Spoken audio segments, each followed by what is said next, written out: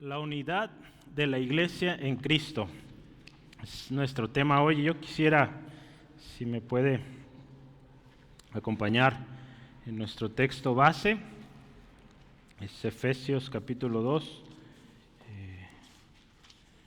Todavía queda un poquito más para terminarlo.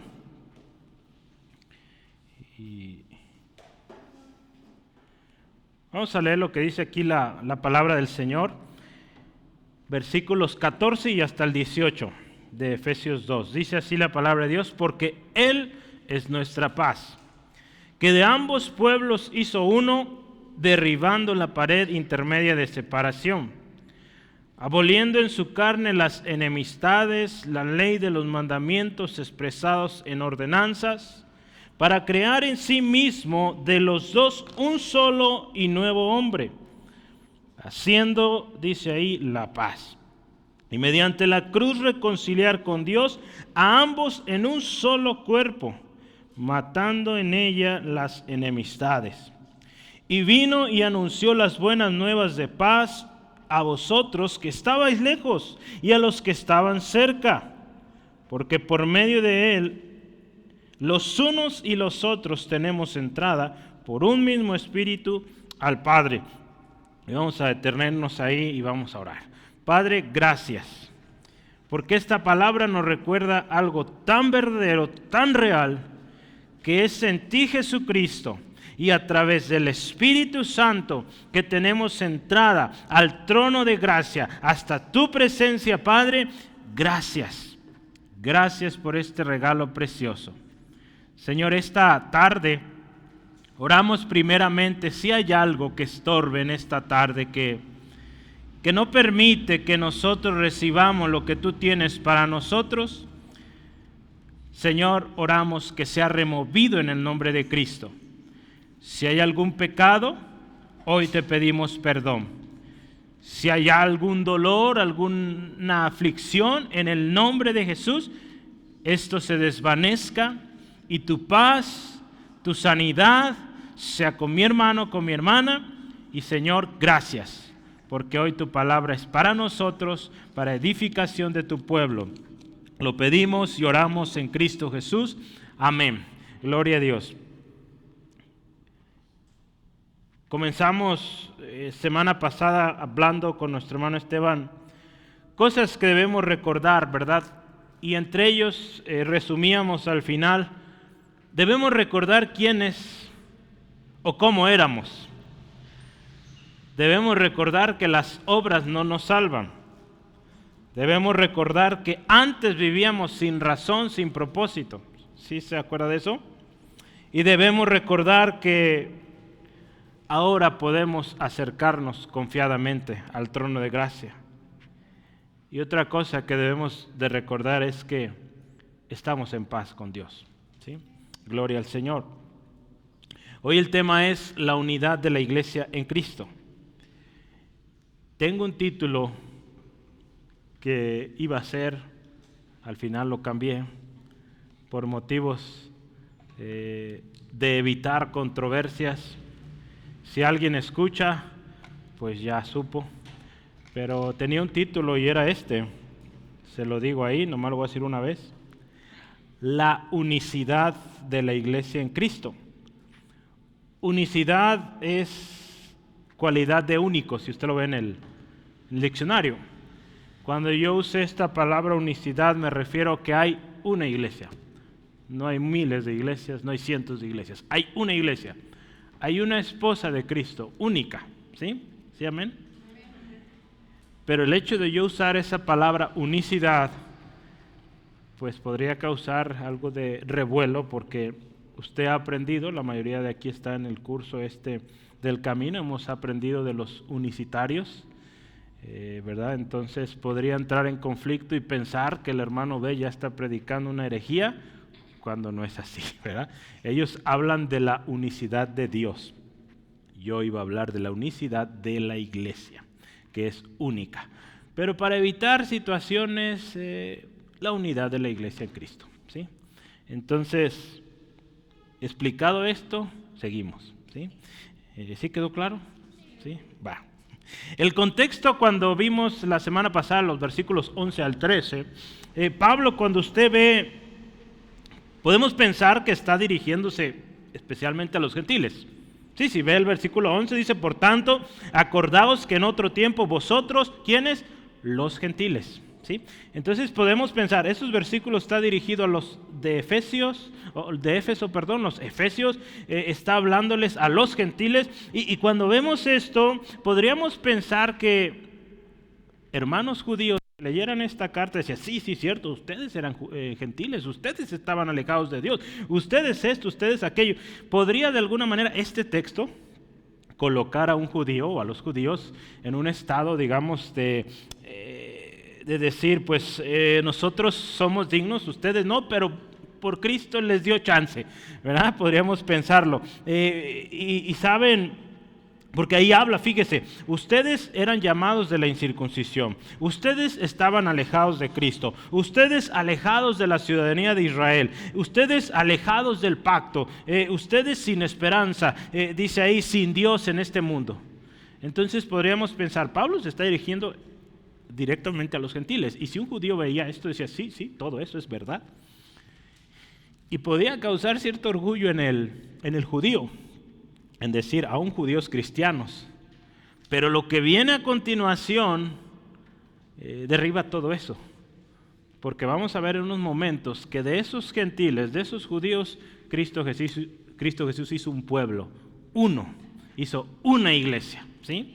Entonces, esto es lo poderoso y vamos a ir a través del estudio meditando esto. Pablo toma tiempo, fíjese, y no lo hace, digamos, de manera aleatoria. El Espíritu Santo lo está guiando en cada una de estas palabras. Y fíjese, él quiere dejar claro esto de que la iglesia de Cristo es única, es una, ¿sí? Y es única porque es en Cristo, ¿sí? En Cristo Jesús.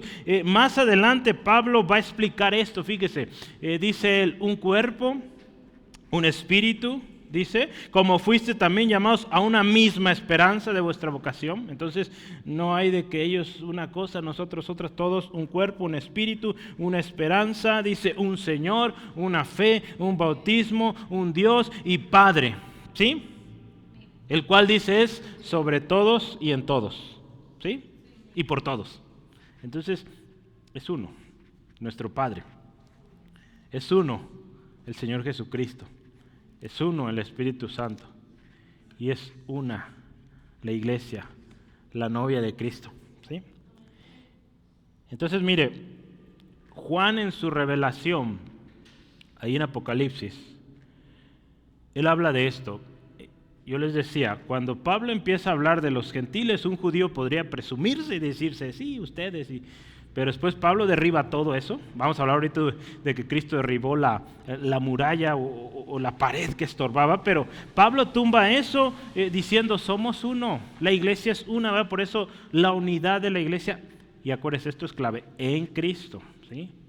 Entonces hay muchas iglesias que no están en Cristo y esas no son la iglesia, ¿sí? El otro día me di cuenta que aquí en Guadalajara hay una iglesia, no sé si la has escuchado, se llama así, La Iglesia. Adi me dijo, no me acordaba, pero la vi el otro día, conocí al pastor. Me llamó la atención el nombre, ¿verdad? La Iglesia, ellos tal cual, ¿verdad? Digo, es interesante los nombres, yo creo que nadie lo había tomado ese nombre y lo ganaron. Sucedió esto en un poquito de historia en la computación. IBM, una de las empresas más viejas de computadoras, creó así la PC, y así se llamaba, PC. Y PC es Personal Computer o computadora personal, y pues nadie le podía decir que no porque escogieron el nombre. ¿Cómo se llama tu computadora? Computadora. Bueno, ¿cómo se llama tu iglesia? Iglesia. Bueno, es un nombre válido. Pero mire, Pablo deja claro, y ahorita lo vamos a ver a lo largo de esta historia, o de esta enseñanza, la iglesia es una. Cuando Juan el que escribió, no el Bautista, Juan el que escribió Apocalipsis, ahí en Apocalipsis 5:9, él dice que él vio algo en su revelación, y él dice que él escuchaba un cántico nuevo, y decían esto, digno eres de tomar el libro y de abrir sus sellos, porque tú fuiste inmolado y con tu sangre nos has redimido para Dios. Él oye ese canto precioso. Pero escuche qué dice él: de todo linaje y lengua y nación. ¿Sí? Eso vio Juan, ¿sí? Ahí en Apocalipsis 5:9. Cuando él está ahí frente a la presencia del Cordero y ve gente de toda lengua, de todo pueblo, de toda nación. Entonces él ve algo. No ve solo judíos, ve de todos. ¿Sí? Más adelante, Apocalipsis 7:9, él dice: después de esto miré, y aquí una gran multitud, dice, la cual nadie puede contar. Y escucho otra vez: de todas las naciones y tribus y pueblos y lenguas, que estaban delante del trono y en la presencia del Cordero, vestidos de ropas blancas y con palmas en sus manos. Qué hermoso es esto, hermanos. Juan también muestra aquí y confirma que somos un cuerpo, una familia, una iglesia. ¿Sí? De la multitud de pueblos, tribus, naciones, linajes, Jesucristo formó un pueblo. ¿Sí? Gloria a Dios, hermano. A Él sea toda la alabanza, gloria y honor, porque esa gracia de Dios se derramó para unir aquello que era, como puse aquí, imposible de unir. Cristo unió aquello, hermano, que no podía unirse. ¿Cuántos grandes líderes a lo largo de la historia han querido unir pueblos, unir comunidades y no lo han logrado? Pero Cristo Jesús lo hizo. De dos pueblos hizo uno. ¿Sí? Gloria a Cristo. Hay un autor que yo he mencionado que últimamente en los últimos años se ha hecho muy predominante, y es Herman Bavinck. Él vivió ya hace muchos años, de hecho ya no está vivo, pero él escribió toda una serie de temas y le llaman dogmática reformada. Yo les decía, son 4 volúmenes. Si junta los 4 volúmenes es un libro así, como de 30 centímetros, gruesísimo, ¿verdad? Son 4 tomos. ¿Sí? Entonces, muchísimo que escribió este hombre, tremendo. El detalle que lo escribió en holandés, ¿sí? Y apenas lo empezaron a traducir al inglés. Y justamente este año o el año pasado sacaron una versión español, pero reducida, un tomo así delgadito. Entonces, si quiere avanzar, puede avanzar con ese. Si sabe inglés, pues ahí está también en inglés. Pero vea, él escribió esto sobre la iglesia, sobre la unidad de la iglesia. Yo quiero que ponga atención, dice: esta unidad de todas las iglesias no surge a posteriori o después mediante un establecimiento de un credo, un orden eclesiástico o un sistema sinodal. Hermanos, cuando hablamos de la unidad de la iglesia, esto no surgió porque se juntaron muchos hombres y dijeron: vamos a definir el credo de los apóstoles y esto es la iglesia. No. No se definió en un sinoidal o en un sinodal, ¿verdad? Sinodal es cuando se reúnen varios ministros y definen algo. No. La iglesia empezó en Cristo. Si la iglesia, escuche, la iglesia, dice, tampoco es una asociación de personas individuales que primero se hicieron creyentes fuera de la iglesia y luego se unieron. No.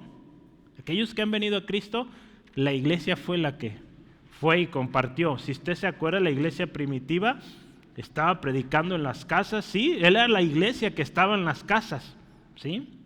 Entonces dice, pero dice, es un organismo en el que todo existe antes que las partes. Su unidad precede a la pluralidad de iglesias locales y descansa ¿en quién? En Cristo.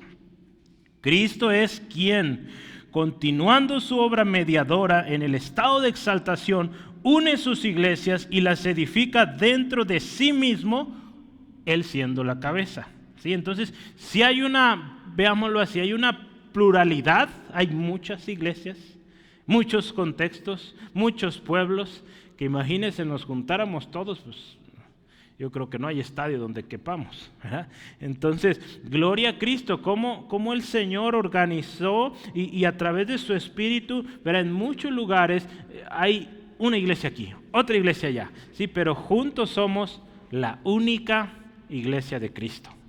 ¿Sí? Entonces, a través del estudio hoy vamos a ver en qué consiste esta unidad de la iglesia de Cristo. ¿Sí? Y a través de cada subtema que yo voy a presentar, voy a hablar una característica de lo que Jesús hizo en la iglesia para que esta iglesia sea una, ¿En qué consiste? Van a ser dos preguntas fundamentales. ¿En qué consiste esto que hizo Jesús y cómo lo hizo? Sencillito. A través del estudio vamos a ver, Cristo Jesús hizo esto para que la iglesia sea una. ¿En qué consiste? Vamos a meditar y después, ¿cómo lo hizo?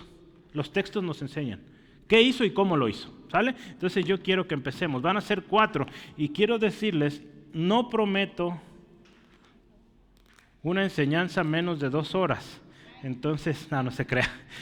Tengo para buen rato, pero espero logremos terminar. Si no, habrá una segunda parte, ¿sí? Que es muchísimo lo que podemos meditar aquí. Cristo, número 1, es nuestra paz.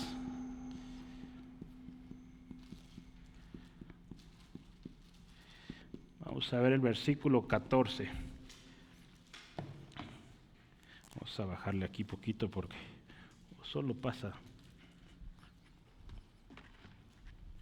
Ya. Cristo es nuestra paz. Vamos a ver esto, este primer subtema. ¿En qué consiste esto? De que Cristo es nuestra paz. Si se fija el versículo 14 que ya leíamos, dice, porque Él, está hablando de Cristo, es nuestra paz. ¿En qué consiste esta paz? Dice ahí, número 1, que de ambos pueblos, dice, hizo uno. Los versos 11 al 13 ya los decíamos, podría pensar, está hablando solo de los gentiles, pero en cuanto aquí llega a este punto, dice, de estos dos pueblos hizo uno.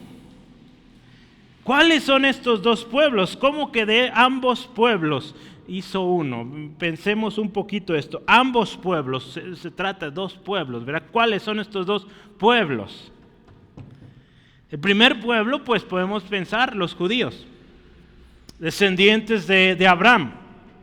Aquellos que se encuentran dentro del pacto de la promesa, los circuncidados, el pueblo de Dios escogido, los dueños, podríamos pensar, o poseedores de la ley, ¿verdad? Dice ahí Pablo también, por medio de ellos vino la ley.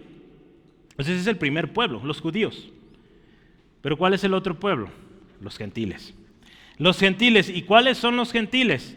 Pues todos los incircuncisos, como dice Pablo ahí, dice los alejados de Dios, alejados de la ciudadanía de Israel, alejados de las promesas, podríamos pensar hasta ignorantes de muchas de estas promesas, lejos, dice, sin esperanza, sin Dios en el mundo. Estos dos pueblos, un pueblo gentil, un pueblo judío, y dice, de estos ambos hizo uno. Así es que Cristo Jesús trajo la paz, ¿verdad? Cuando habla, Cristo es nuestra paz, no está hablando de una paz personal, está hablando de esta paz o esta conciliación o reconciliación de estos dos pueblos, no, esta unión de dos pueblos. Podemos pensar entonces que se trata de una enemistad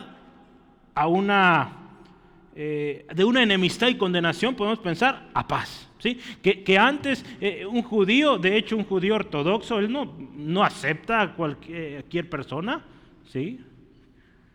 Si ellos no se van a casar, por ejemplo, con alguien que no es de su misma religión, un judío así veía a los gentiles como pecadores, no merecedores de la gracia, de la misericordia de Dios, porque no eran del pueblo de Dios, no eran judíos. Había enemistad, había condenación. Para un judío el gentil era alguien pues reprobado por Dios, destinado al infierno. Pero mire, de haber enemistad, Dios a través de Jesucristo o en Cristo Jesús trae paz entre estos dos pueblos. De aquellos que estaban alejados, que eran extraños, los hace hijos, ¿sí? Hijos amados con herencia. Esta paz, hermanos, fue anunciada desde el principio. Cuando Dios hace la promesa ahí en Génesis 3:15, la simiente que herirá a la serpiente a la cabeza, ¿se acuerdan? Esta simiente, desde ahí se anuncia de esta paz que vendría. Se anuncia más adelante ahí en Génesis 22:18, cuando Dios le hace esta promesa a Abraham y le dice, en tu simiente serán benditas todas las naciones de la tierra. Entonces es una paz, o esta paz que Cristo vendría a traer entre estos dos pueblos, fue anunciada desde mucho, mucho tiempo antes. Entonces no es algo que sucedió de la noche a la mañana. Dios lo venía orquestando, planeando. En 1 Corintios 7:15 dice la palabra de Dios que Dios nos llamó a paz. Ahí en ese contexto, en capítulo 7 de 1 Corintios, está hablando del tema del matrimonio, ¿sí? Pero Dios nos ha llamado a paz. Esto es clave, a estar en paz, ¿sí? Si hablamos de la oración, pues vamos a orar por la paz de nuestra ciudad, porque en su paz vamos a tener paz, ¿sí? Entonces, Dios vino a esto. Jesucristo vino a traer reconciliación. Y ahora, ya vimos, ¿qué hizo? De los dos pueblos hizo uno, ¿sí? Queda claro eso. ¿Cómo lo hizo?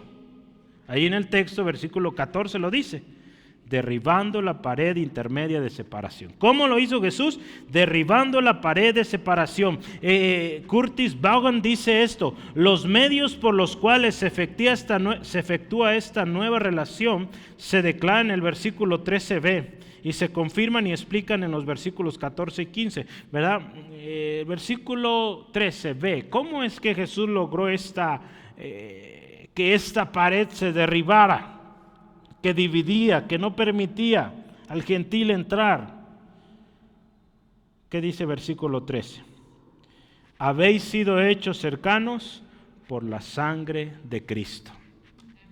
Esa sangre de Cristo que limpia de todo pecado y permite entrar. La Nueva Traducción Viviente me gusta como dice, Él unió a judíos y a gentiles en un solo pueblo cuando, por medio de su cuerpo en la cruz, derribó el muro de hostilidad que los separaba. Había una hostilidad, había una enemistad, un odio, hermanos, una división tremenda entre un judío y un gentil. No podían verse. Usted escucha y recuerda la historia de la mujer samaritana o la relación que existía entre judíos y los samaritanos. También era una relación tremenda, porque los samaritanos también eran considerados como aquellos que pues se mezclaron con los gentiles y ya no eran parte, ¿sí? Entonces había una enemistad tremenda con cualquiera que no fuera judío. Era algo imposible de concebir que los gentiles y los judíos estuvieran juntos, que pudieran ser un mismo pueblo. Porque aquellos, si hablamos de los samaritanos, eran considerados detractores, ¿sí? Y por lo tanto en automático fuera del pacto. Cuando habla aquí Jesús que vino a derribar, nos habla de algo fuerte, hermano. Porque existía una fuerte resistencia a la unión de estos dos pueblos. Pero Cristo Jesús, a través de su obra en la cruz del Calvario, a través de su sangre preciosa, derribó esa pared, derribó ese muro que había. Hermano, la historia de Pedro y la familia de Cornelio, ¿se acuerda? En Hechos 10, nos habla de esta paz que vino a traer Jesucristo, ¿sí? Entre dos pueblos, entre gentiles y judíos. Y lo hace pues a través de esto, ¿no? De la historia de Pedro y esta familia de gentiles. Ve ahí Hechos 10, le voy a invitar que me acompañe. Hechos 10, súper rápido. Hechos 10, versículos 34 al 35. Vamos a ver qué dice. ¿Cuáles son las expresiones o las palabras de Pedro? Dice, entonces Pedro, abriendo la boca, dijo, en verdad comprendo que Dios no hace acepción de personas, sino que en toda nación se agrada del que le teme y hace justicia. Pedro llega a esta conclusión después de ver lo que Dios hizo, cómo obró de manera providencial para que él llegara, compartiera la palabra, se recibiera de manera preciosa. Él dice, entiendo ahora, comprendo ahora que Dios no hace acepción de personas. Gloria a Dios. En los versículos 44 hasta el 48 vea esto. Dice, mientras aún hablaba Pedro estas palabras, dice, el Espíritu Santo cayó sobre los que oían el discurso. Y dice, los fieles de la circuncisión, los judíos, dice ahí, fíjese, que habían venido con Pedro, se quedaron atónitos de que también sobre los gentiles se derramara el don del Espíritu Santo. Porque escuche, los oían que hablaban en lenguas y que magnificaban a Dios. Entonces respondió Pedro, ¿puedo acaso alguno impedir el agua para que no sean bautizados estos que han recibido el Espíritu Santo también como nosotros? y dice, mandó que los bautizaran. ¿Sí? Gloria a Dios. Vea, había muchos todavía, y a través de la historia usted recuerda, había más judíos, y después Pablo, cuando escribe sus cartas sobre los judaizantes, estos siguieron. Pero desde el principio Dios dejó claro, de los dos he hecho un pueblo. ¿Sí? A través de Cristo. Cristo Jesús con su muerte en la cruz hizo un pueblo. Curtis Vaughan dice esto: el muro de separación intermedio es una descripción figurativa de la barrera que existía entre judíos y gentiles. Había una barrera, no podían unirse. Probablemente puede que haya alusión al muro del templo de Jerusalén, que separaba el atrio de los gentiles del santuario propiamente. En varios lugares a lo largo de este muro, fíjese, ahí donde estaba el muro del templo, había letreros tanto en griego como en hebreo que prohibían al gentil entrar. ¿Sí? No podían pasar más allá. Y aquel que pasaba, pena de muerte. ¿Sí? Entonces había una tremenda restricción, ¿sí? a entrar a ese lugar que simbolizaba la presencia de Dios.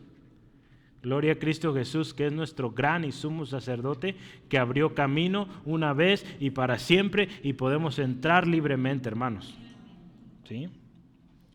Hermanos, la promesa de reconciliación del hombre para con Dios no podía efectuarse en un solo en un solo pueblo, porque esto iría en contra del plan de Dios. Si nos vamos hasta el principio y los textos que ya hablábamos, en tu simiente serán benditas todas las naciones de la tierra. Entonces esa reconciliación, esa oportunidad del hombre volver a Dios no podía ser solo para un pueblo, porque la promesa de Dios incluía todas las naciones de la tierra. Entonces, qué hermoso es saber, hermano, que Dios ya lo tenía diseñado desde el principio. Hermanos, la reconciliación del hombre para con Dios incluye a todas las naciones. Y esto es gracias a lo que hizo Cristo. En Cristo, acuérdese, tenemos paz. Y podemos vivir como un pueblo, como una familia, como una iglesia. ¿Sí? Gloria a Cristo Jesús. Entonces, Cristo es nuestra paz. Donde había enemistad se convirtió en paz, en armonía, en pueblo. Un pueblo armonioso, que se ama, que se sirven los unos a los otros. ¿Sí? Número 2. En Cristo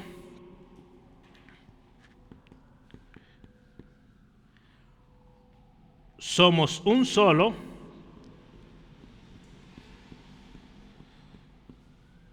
y nuevo hombre.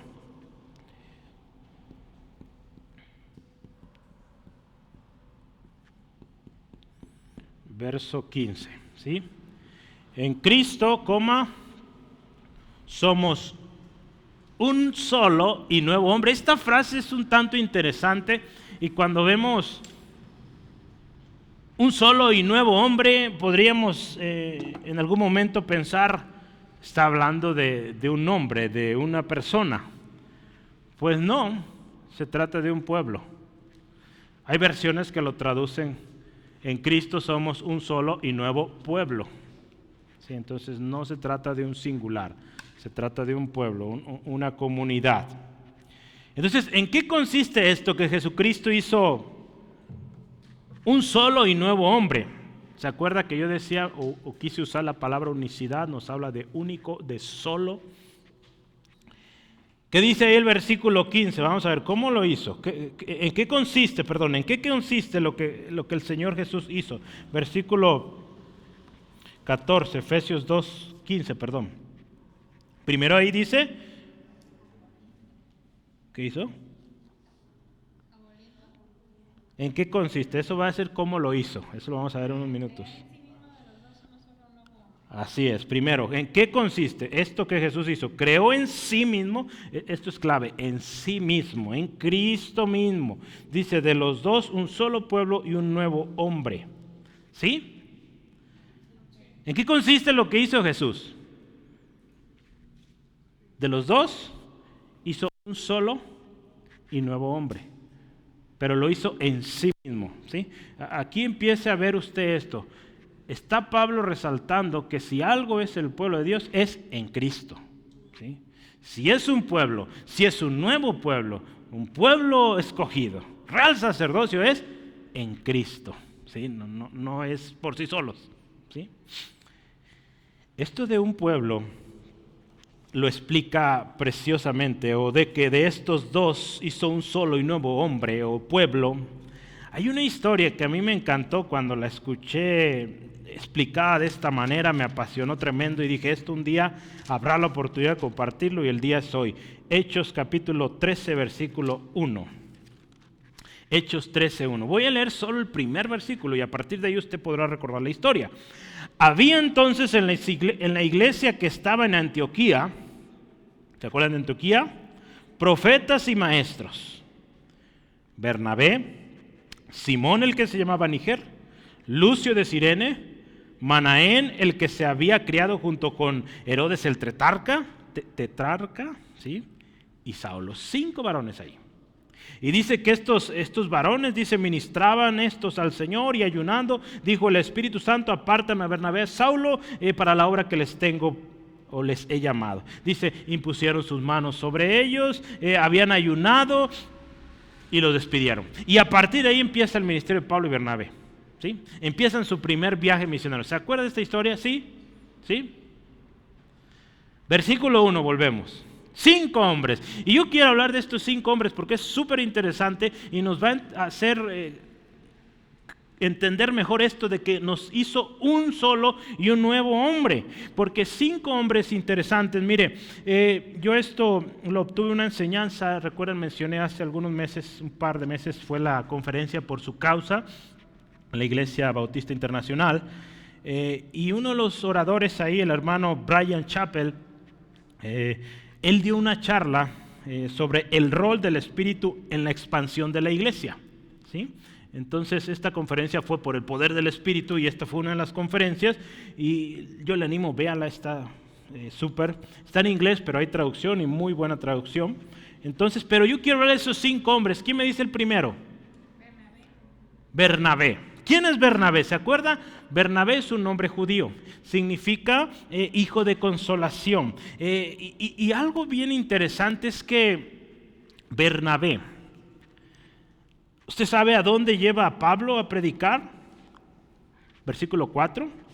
Dice, ellos entonces enviados por el Espíritu Santo, descendieron a Seleucia y de allí navegaron a Chipre. Se dice los estudiosos que en Chipre fue donde Bernabé fue criado, ahí creció, ¿sí? Entonces vea qué interesante, Bernabé, un hombre noble, un hombre bueno, lo menciona la palabra, un hombre bueno de testimonio, que amaba a los hermanos, que los ayudaba, ayudó mucho a Pablo, un judío, y dice, llevó a Pablo a su tierra. ¿Cuántos de ustedes, bravo, cuántos de nosotros nos animaríamos a ir al lugar donde fuimos a la primaria, a la secundaria y ahí empezar a predicar? Cuenta la historia que Juan Marcos no quiso, se fue. Primero los acompañó a esa zona y después se fue, ha de haber dicho, no, ahí están los que me conocen desde que era niño y no, ¿verdad? Pero mire, Bernabé, podemos pensar alguien de un corazón noble. Vea, vamos a hablar de 5. Usted va a escuchar cada uno, el trasfondo de cada uno. Bernabé, su nombre noble, hijo de consolación, un judío. Vamos adelante. ¿Cuál es el segundo nombre? Simón, ¿verdad? Y no estoy diciendo así, estoy diciendo Simón, ¿verdad? Simón, el que se llamaba Níger. Simón es un nombre judío también, ¿sí? Níger, ¿sabe qué significa? Negro. ¿Sí? En México le dirían Simón el Negro, ¿sí? Se cree que era un hombre de piel oscura y para un judío, hermanos, un hombre negro era considerado un impuro, ¿sí? Porque los judíos no eran negros, ¿sí? Entonces vea, el pueblo de Dios, los ministros que están ahora en Antioquía, un judío con un negro o con uno de Nigeria, ¿verdad? O un Níger, ¿Sí? Entonces vea cómo el Espíritu Santo está obrando de tal manera que está haciendo un solo pueblo y un nuevo hombre. Un hombre o un pueblo que antes rechazaba a los negros y dice, estos no, ¿cómo va a ser posible que nos juntemos con ellos?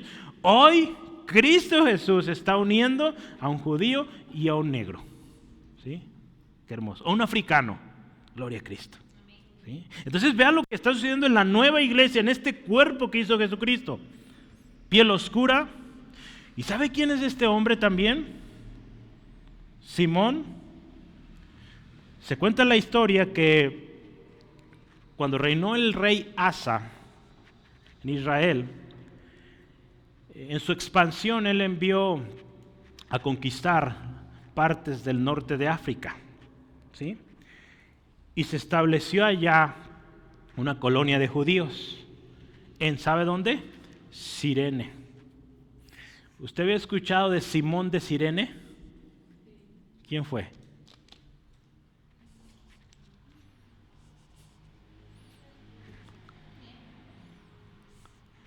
Cuando Jesús va al Calvario, hay un hombre que le dicen, lleva tú la cruz. ¿Y saben cómo se llamaba? Simón de Cirene. ¿Y saben cuál Simón es? Este. Vea lo que está haciendo el Espíritu Santo. No fue lo que sucedió en ese mismo tiempo.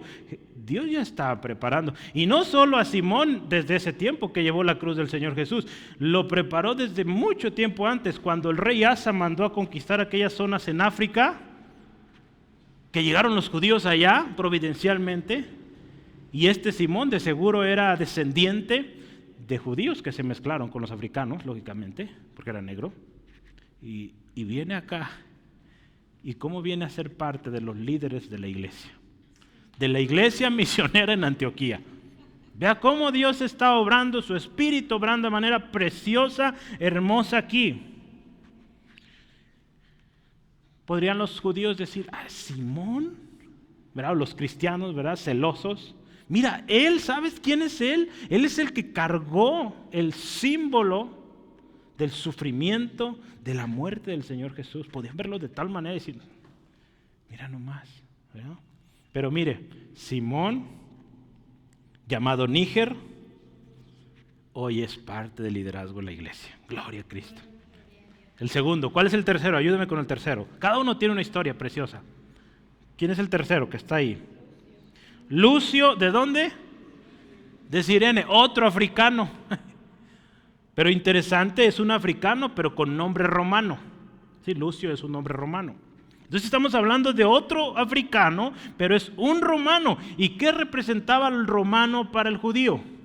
El opresor, el que había conquistado, el que les había robado sus tierras. ¿Y saben? En la iglesia de Antioquía hay un líder que es romano. Gloria a Dios. Aquel que en otro tiempo era considerado el que vino a oprimirnos, el que vino a robarnos, el que vino a conquistarnos, hoy es considerado hermano.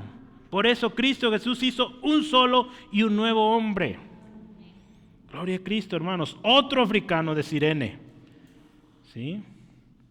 Ahora es líder en los cristianos de Antioquía. Siguiente, número 4. Manaén. ¿Y qué dice ahí? Manaén, el que se había criado junto con Herodes el tetrarca y Saulo. Saulo es el último, ¿verdad? Pero vamos a hablar de Manaén, hermanos. Dice que se crió con Herodes el tetrarca. ¿Quién es este Herodes el tetrarca? Quizás usted se acuerde de Herodes el Grande. ¿Quién fue Herodes el Grande? El papá de este. ¿Y quién fue Herodes el Grande? Herodes el Grande fue el que mandó matar a muchos niños cuando el Señor Jesús nació, ¿sí? Entonces, este tuvo un hijo y este hijo se llamó Herodes el tetrarca.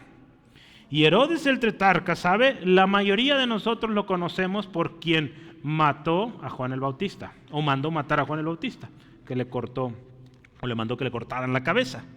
Pero ¿sabe qué más hizo este hombre? La historia dice que mató a Santiago, el hermano del Señor Jesús. La historia dice que también este Herodes encarceló a Pedro. La historia dice que este Herodes, hermanos, también Jesús fue llevado ante él, dice, se burló, lo escarnecieron y luego lo mandó a Pilato para que fuera juzgado. Y hermanos, Manaén se crió con este hombre. Y ahora Manaén, que se crió con el enemigo, hoy es líder en la iglesia de Cristo.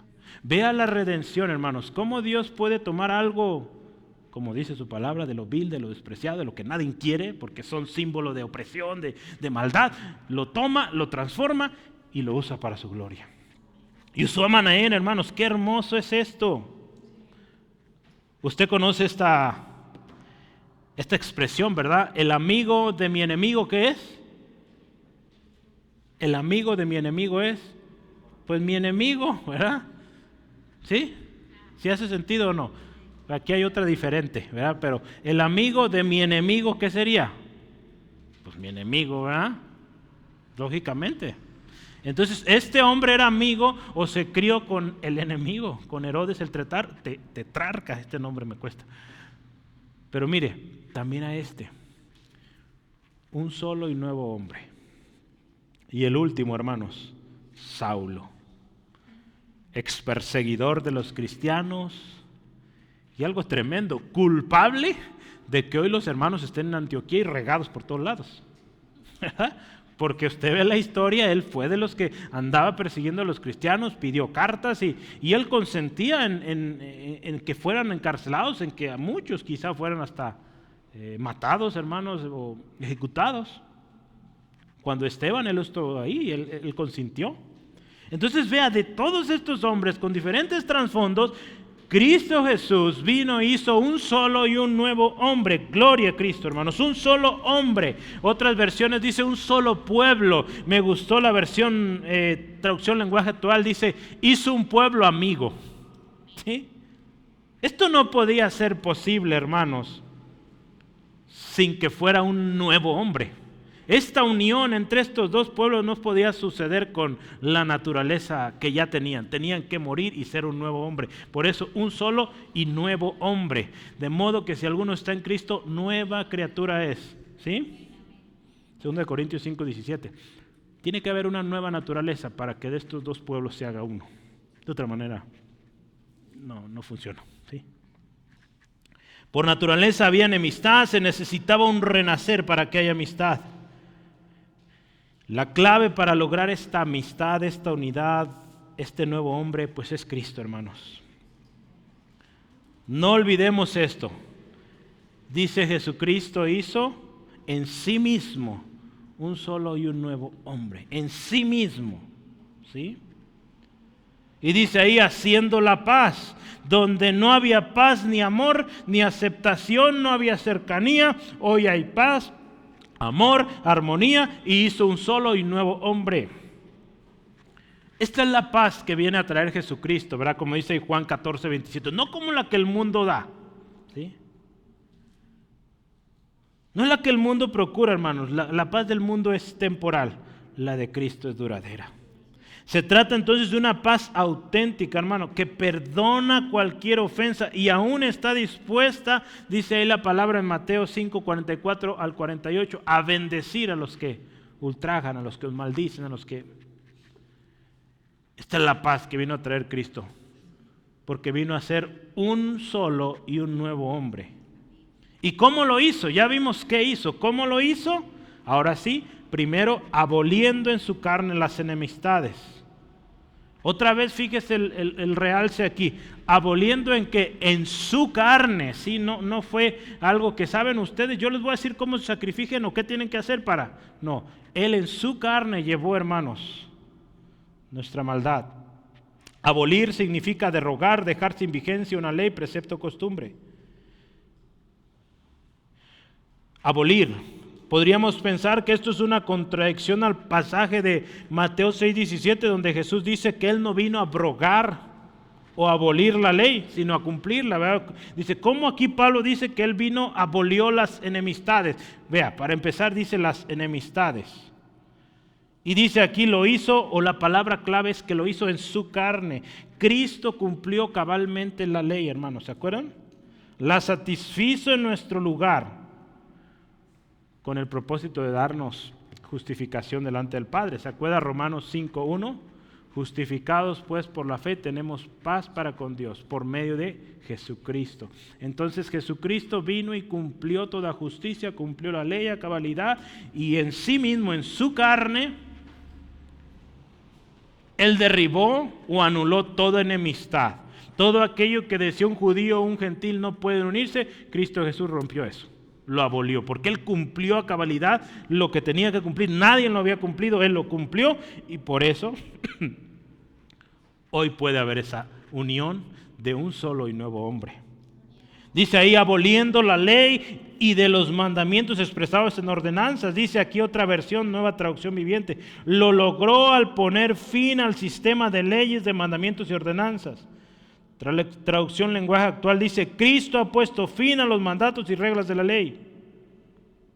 Colosenses 2, 13 al 14 dice que Cristo anuló el acta de decretos que había en contra de nosotros. Y esta acta de decretos no era solo en contra de los gentiles, era aún en contra de los judíos, porque también los judíos habían fallado, no habían cumplido la ley de Dios. ¿Sí? Y dice ahí, haciendo la paz. ¿Cómo lo hizo Jesús? Aboliendo, dice ahí, las enemistades, aboliendo la ley, y dice, haciendo la paz. 3. El resultado de un solo y nuevo hombre es paz. ¿Sí? Es paz en este nuevo cuerpo de Cristo. Entonces vea, ¿qué más hizo Cristo? Dice que nos hizo uno. En sí mismo nos hizo un solo y nuevo hombre. Vea, esto es clave. Es uno solo y nuevo hombre. ¿Sí? O nuevo pueblo, si usted está ahí queriendo entenderlo mejor. ¿Sí?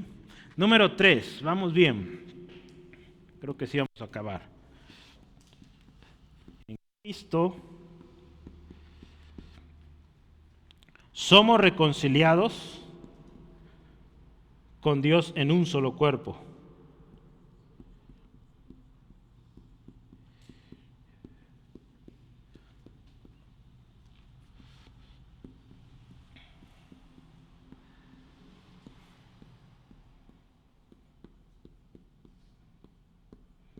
Versículo 16. Otra vez lo leo. En Cristo somos reconciliados con Dios en un solo cuerpo. Acuérdense, hoy estamos hablando de la unidad de la iglesia, ¿sí? Y en cada uno de los puntos nos damos cuenta que es un solo cuerpo, uno solo, ¿sí?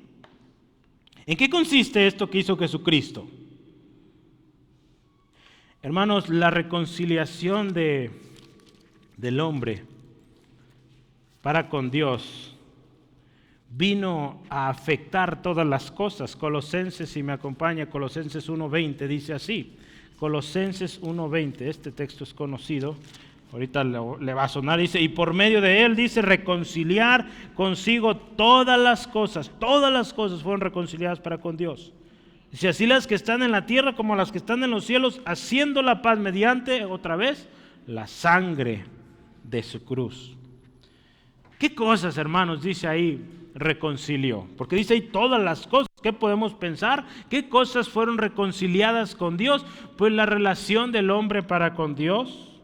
Las relaciones en la familia fueron reconciliadas, ¿verdad? Ya puede haber familias en armonía que cumplen su propósito, matrimonios que pueden ser fieles hasta que la muerte separe. Puede haber sociedades, ¿verdad?, que se reconcilian con Dios, la misma creación. Muchas cosas, hermanos, son reconciliadas. Dice ahí todas las cosas. Es interesante que esta reconciliación, hermanos, no es exclusiva o por los méritos de alguien, de un grupo. Acuérdense, se trata de un solo cuerpo, pero es un pueblo que ya veíamos antes, que Cristo Jesús en sí mismo hizo uno solo y un nuevo hombre, un nuevo pueblo. En la Biblia, hermanos, hay suficiente evidencia que Dios no hace acepción de personas. Que por medio de Cristo, hermanos, cuando usted y yo estamos en Cristo, somos reconciliados con Dios. Sí o sí, en Cristo, podemos. Hechos 10:34, para los gentiles no hay acepción de personas. Romanos 2:11 Dice ahí, los que hacen el bien, judíos o gentiles, son reconciliados y no hay excepción de personas. En Gálatas 2:6, dice ahí Pablo, había unos que tenían reputación de ser algo, pues, ¿sabes? Dios tampoco tiene acepción de personas en la iglesia, no porque tengas 20, 30 años de creyente, eres más que uno que va comenzando hace una semana. No hay excepción de personas. Dios puede usar a un niño, espiritualmente hablando, como un viejo espiritualmente hablando. Dios los puede usar. No hay excepción de personas. Y Efesios 6:9. Efesios 6:9. Vea, Dios reconcilió todas las cosas y en ello habla también de estas relaciones en la sociedad. Vea, Efesios 6:9 dice, y vosotros, amos, haced con ellos lo mismo, dejando las amenazas, sabiendo que el Señor de ellos es vuestro. Dice, y vuestro está en los cielos y que para Él no hay excepción de personas. Hermanos, en la sociedad, en el ambiente donde usted y yo nos desenvolvemos, Dios tampoco hace excepción de personas. Siervos como amos, a ambos Dios les da la gracia, ¿sí?, del perdón, de la salvación. Y no hay excepción de personas, ¿sí? Judíos, gentiles, ancianos, recién nacidos, ricos, pobres, amos, siervos, todos hemos sido reconciliados con Dios, hermanos. Este autor, Curtis Vaughan, dice, un solo cuerpo, no se trata del cuerpo físico de Jesús, sino más bien de este cuerpo espiritual que es la iglesia. Cuando habla de un solo cuerpo, es la iglesia, ¿sí?, la cual dice, son miembros tanto judíos creyentes como gentiles creyentes. Escuche esto y observemos esto, que el texto no dice que Dios es quien se reconcilia con el hombre, es el hombre quien se reconcilia con Dios.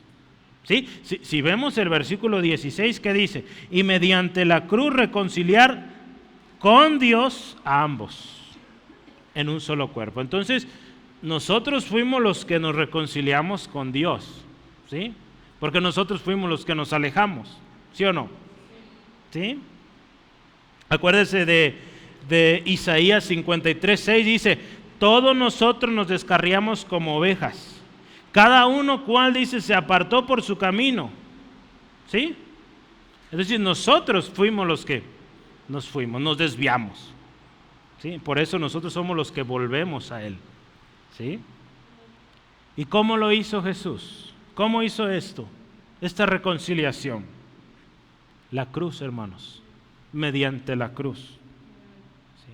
La palabra de Dios dice en Romanos 5:10, porque si siendo enemigos fuimos reconciliados con Dios por la muerte de su Hijo, mucho más, estando reconciliados, seremos salvos para su vida, o por su vida, perdón.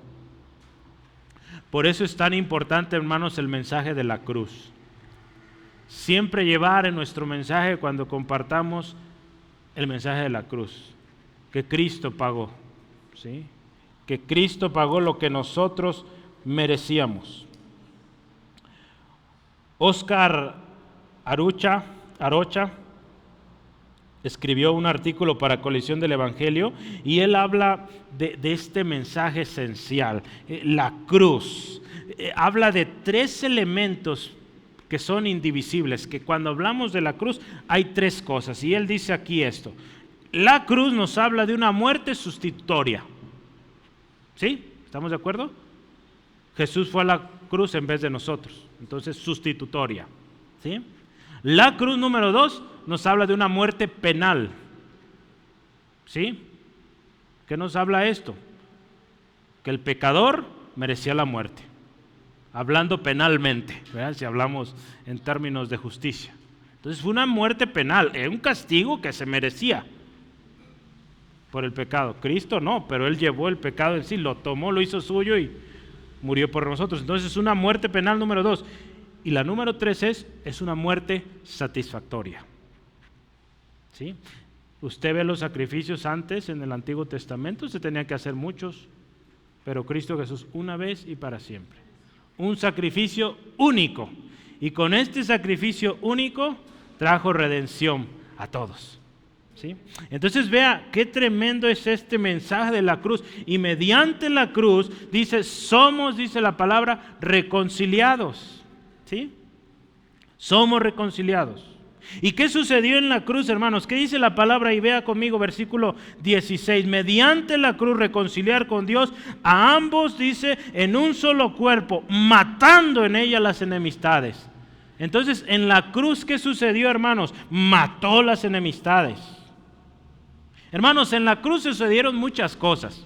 ¿Sí? ¿Qué dice la palabra ahí? En la cruz Cristo Jesús venció la muerte. ¿Sí? En la cruz Cristo pagó por nuestros pecados. En la cruz Cristo llevó nuestras enfermedades, nuestras dolencias. Sí lo dice la palabra, ¿verdad?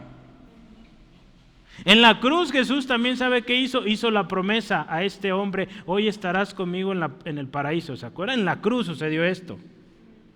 En la cruz Jesús pidió perdón por sus agresores. Padre, perdónalos, no saben lo que hacen. ¿Y sabe qué más hizo en la cruz? Mató las enemistades.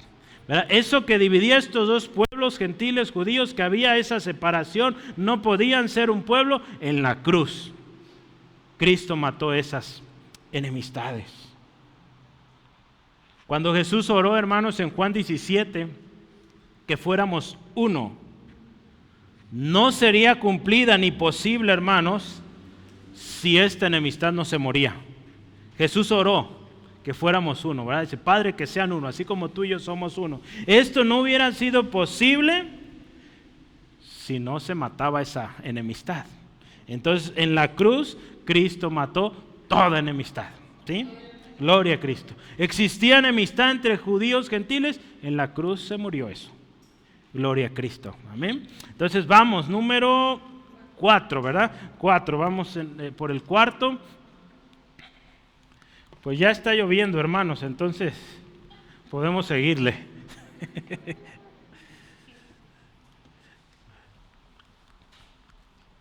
Yo les dije que tenía material para buen rato, pero voy a tener un poco de compasión, ¿verdad? Voy a decir, usted quédese hablando y nosotros...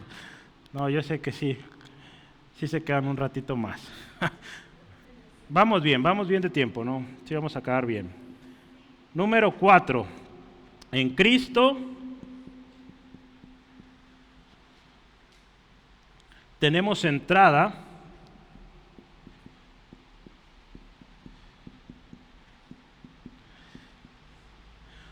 por un mismo espíritu al Padre.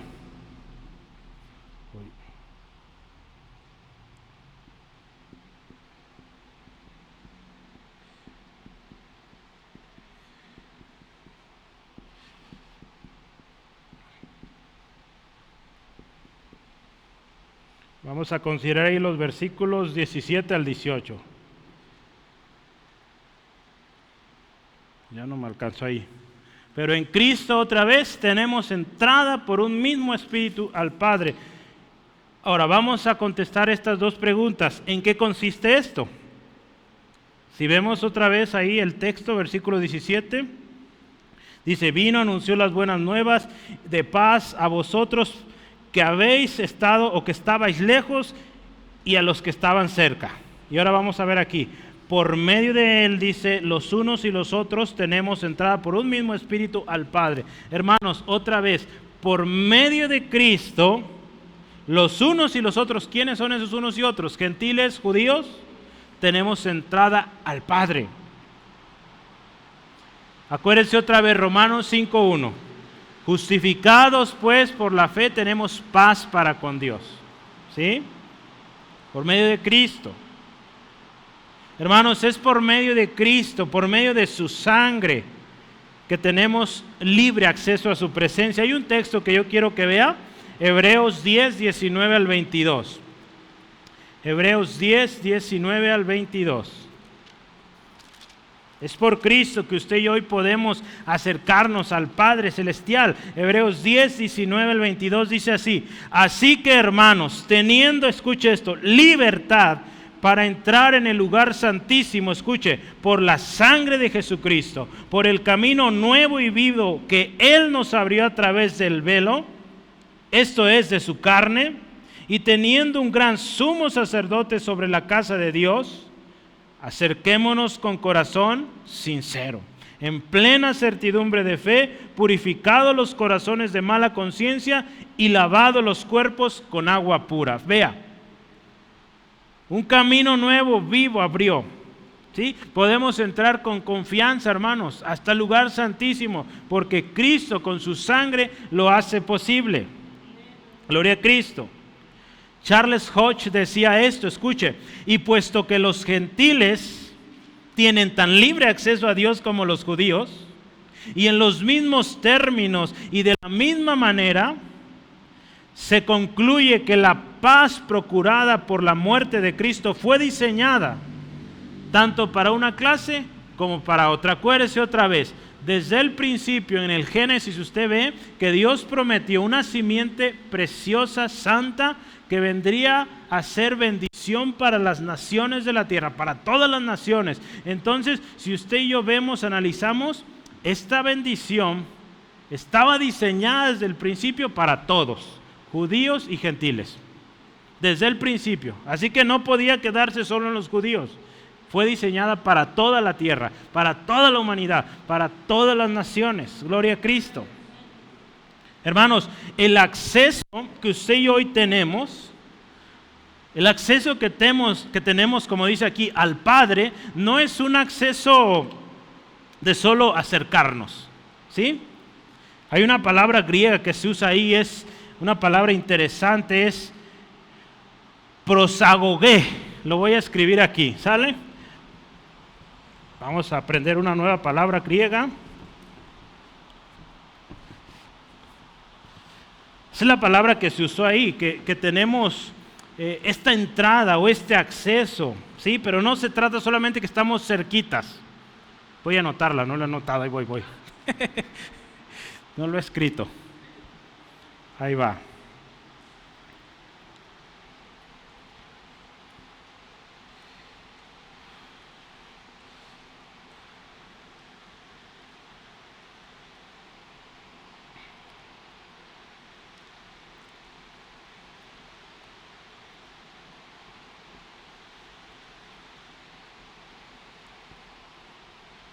Le voy a poner también su pronunciación.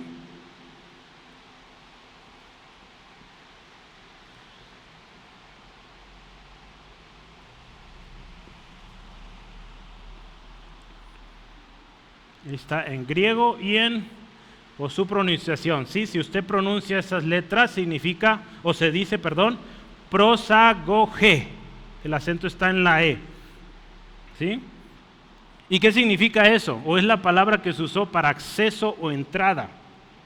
Pero nos habla también de algo que es introducción. Nos introdujo. Escuche esto.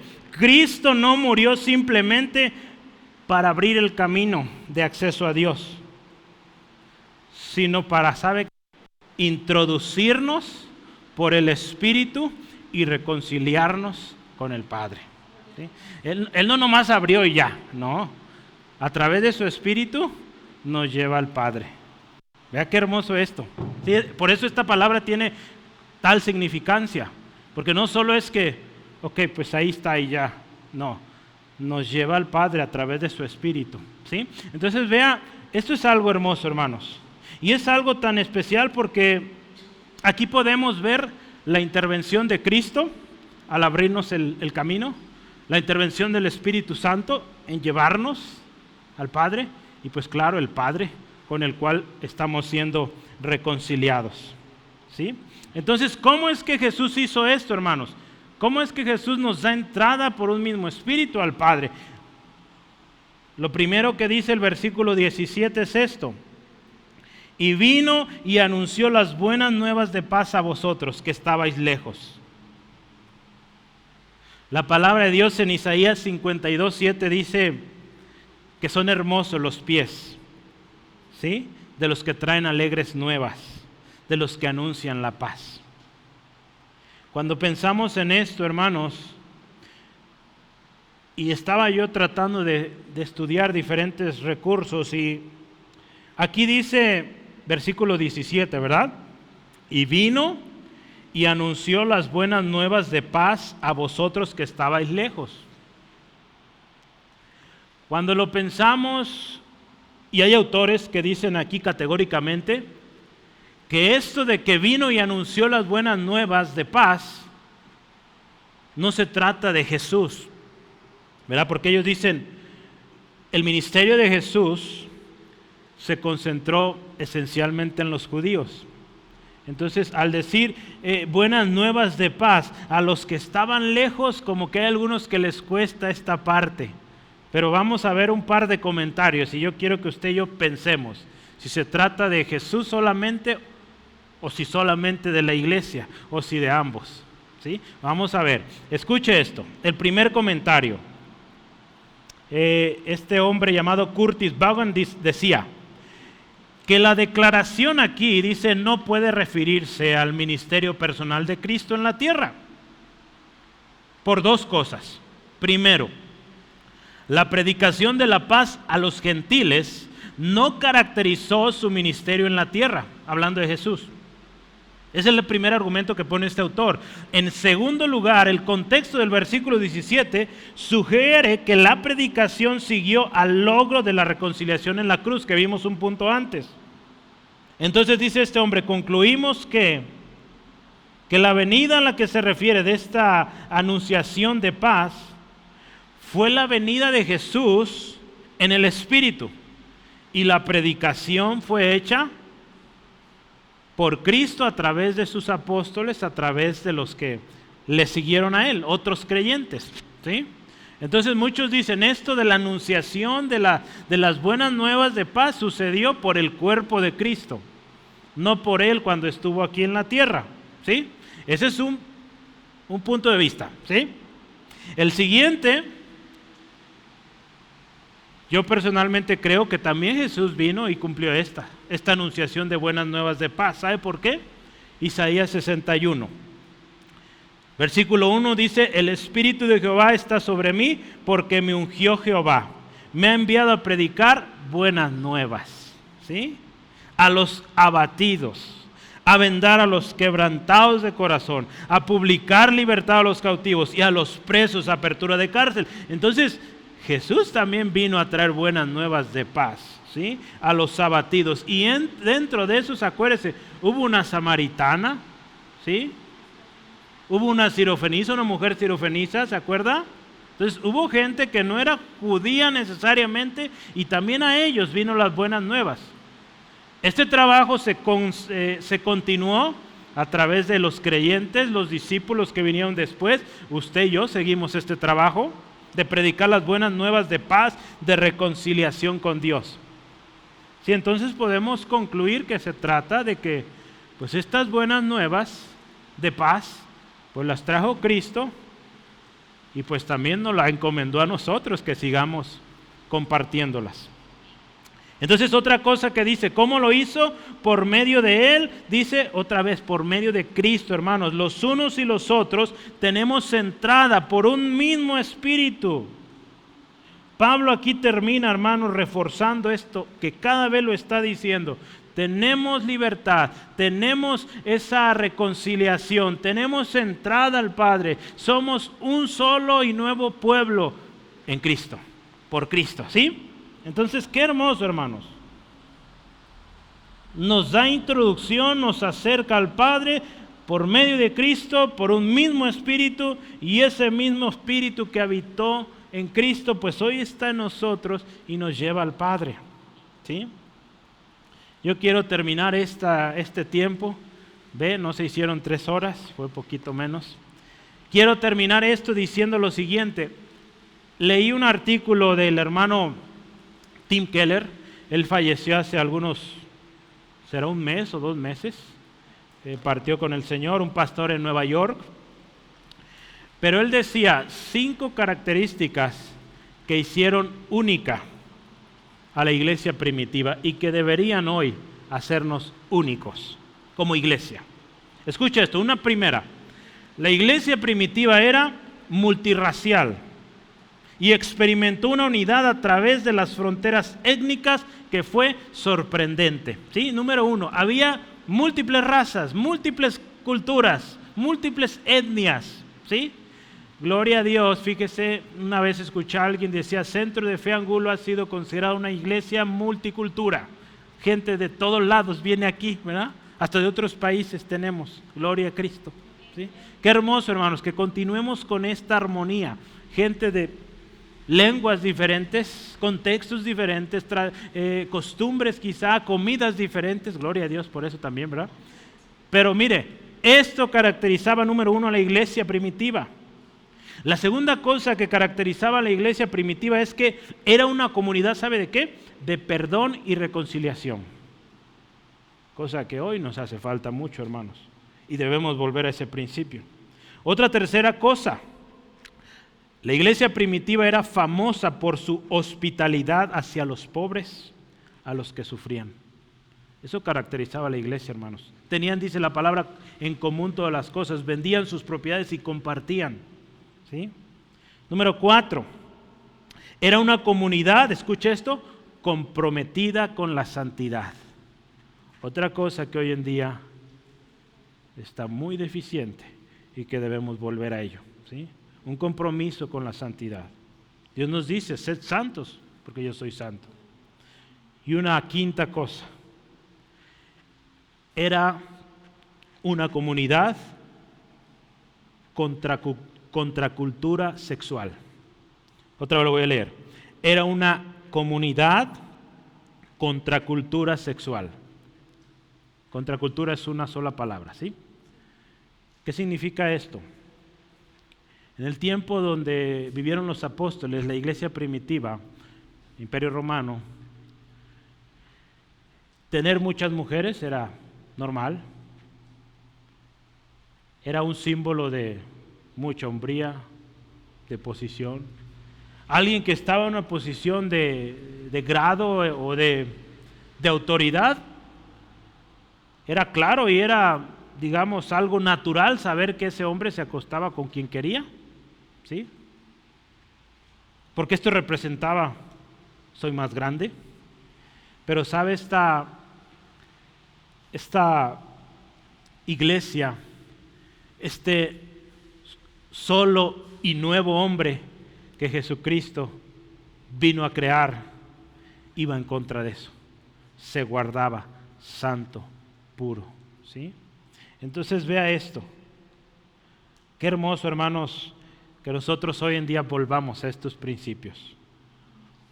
Una múltiple comunidad de hermanos de muchos contextos, perdón, reconciliación, hospitalarios, comprometidos con la santidad y en contra de esta cultura sexual que hoy en día vemos, que hasta en la misma iglesia se ha metido, hermanos, y que tenemos que tener mucho cuidado y guardarnos de esto. Hermanos, ¿cómo es que tales características llegaron a suceder? ¿Cómo fueron tan ejemplares, hermanos? ¿Cómo es que la iglesia primitiva llegó a esto? ¿Y cómo usted hoy, yo hoy como iglesia juntos, hermanos, podemos llegar otra vez a eso? Cristo. Cristo hizo un solo pueblo, hermanos. Derribó la pared de separación. En sí mismo Cristo creó un solo y nuevo cuerpo, haciendo la paz, aboliendo las enemistades, la ley de los mandamientos. Mediante su cruz, hermanos, Cristo nos reconcilió con Dios en un solo cuerpo. Dice otra vez, matando enemistades. Hermanos, acuérdense, por medio de Cristo tenemos entrada al Padre, por un mismo Espíritu. Él vino, dice, anunció las buenas nuevas de paz. Y la sigue anunciando a través de usted y de mí, su cuerpo, su iglesia. ¿Sí? El otro día escuchaba, era un taller de lectura, y el hermano le decían, diga unas últimas palabras para la audiencia, los estudiantes. Y él decía esto, hermanos, el problema de la iglesia hoy es que no conoce a Dios. ¿Sí? Dice amar a Dios. ¿Y qué dijo Jesús? Si me amas, debemos obedecer sus mandamientos, ¿verdad? ¿Sí? Y para amar a Dios, hermanos, ¿qué necesitamos? Conocerle, ¿sí? Porque el que no ama no ha conocido a Dios. Entonces, ¿sabe cuál es el problema de raíz? El problema por qué hoy vivimos o se vive en desobediencia, porque no hay un conocimiento de Dios. No se conoce a Dios, por lo tanto, no se le ama, ¿sí? Por lo tanto, no se le obedece. Hacemos lo que queremos. Hermanos, entre más conozcamos al Señor, ¿sabe qué va a suceder? Le vamos a amar más. Entre más amemos a Dios, pues le vamos a obedecer más, ¿sí? Entonces, hermanos, ¿qué le parece si oramos? Y pedimos al Señor que nos ayude. Y que, hermano, hermana, esto que hizo Cristo, hermanos, sea una realidad en nosotros. Seamos agradecidos y oremos, luchemos y busquemos esta unidad que Cristo Jesús en sí mismo hizo posible. Padre, te honramos, te bendecimos esta tarde, porque Señor, tú hiciste algo precioso, incomparable. Señor, aún antes de que nosotros existiéramos, miles de años antes de nosotros, tú planeaste algo especial para reconciliar al hombre contigo mismo. No fue algo hecho al azar.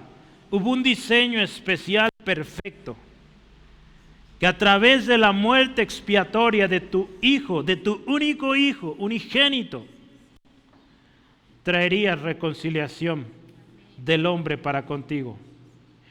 Hoy, Señor, meditamos lo que Jesucristo hizo posible a través de su sacrificio en la cruz. Nos hizo uno, nos trajo paz, un solo pueblo, un nuevo pueblo, rompiendo todo esquema, toda división, toda separación, se borró, se quebró por lo que Cristo Jesús en la cruz hizo. Señor, gracias porque en Cristo Jesús también somos reconciliados contigo, Dios. Gracias porque es en Cristo que tenemos esta reconciliación. Y gracias, Señor Jesucristo, porque también en ti, por un mismo Espíritu, el Espíritu de la promesa, hoy tenemos entrada, tenemos acceso, tenemos cercanía. Tenemos esa confianza de ir al Padre. Gracias, Dios. Señor, hoy también reconocemos que en nosotros hay falta de conocimiento. Tu palabra dice que tu pueblo perece por falta de conocimiento. Y Señor, reconocemos hoy que no hemos sido lo suficiente diligentes en conocerte, en ir a tu palabra día a día, en buscarte en oración, en buscar la comunión con aquel cuerpo al cual nos llamaste. Hoy pedimos perdón por esto, Señor. Y Señor, hoy queremos hacer un compromiso de buscarte, de buscar conocerte más, para así amarte. Porque cuando te conocemos, vamos a ver lo que a ti te agrada. Y vamos a buscar hacer aquello que te agrada porque te amamos. Y en consecuencia vamos a obedecer tus mandamientos, lo que tú pides. Y al final te vamos a dar gloria. Hoy, Señor, te damos gracias por esta palabra que hoy ministra nuestras vidas. Y ruego, Dios, si hoy alguien necesita arreglar cuentas, necesita ajustarse, se encuentra alejado, hoy en Cristo Jesús puede ser cercano, puede ser perdonado, reconciliado y salvo. Toma la decisión hoy. Cristo lo hace posible. Gracias, Dios, por convencer a través de tu Espíritu. Señor, ruego por mis hermanos, protégeles, líbrales de todo percance en el camino de regreso. Que tu ángel acampe alrededor de cada uno y que mañana que nos reunimos a la velada podamos aquí gozarnos en tu presencia, Dios, con lo que tú tienes para enseñarnos hoy. y mañana también, Señor, que tu presencia en este lugar se manifieste. En Cristo Jesús oramos.